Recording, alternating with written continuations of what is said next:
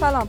عبدالرشید دوستم رسما مارشال افغانستان شد. در مراسم تفویض رتبه مارشالی به وی عبدالله رئیس شورای مصالح ملی و شماری از شخصیت‌های دیگر کشور نیز اشتراک داشتند. جو بایدن نامزد انتخابات ریاست جمهوری آمریکا گفته است جنگ طالبان با حکومت افغانستان مشکل خانگیشان است و باید خود افغان‌ها برای حل آن دست به کار شوند. یافته‌های یک تحقیق تازه رسانه‌های استرالیایی نشان می‌دهد که نیروهای خاص این کشور در سال 2012 10 فرد ملکی افغان را به طور قصدی در ولایت کندهار شهید کردند. سلسله اخذ امتحانات کنکور از یک شنبه آینده در کشور آغاز می شود. اداره ملی امتحانات می گوید امتحانات کنکور در 4 مرحله در کابل و 33 ولایت اخذ خواهد گردید. و یک شرکت آمریکایی از نتایج مثبت واکسن کرونا خبر می دهد.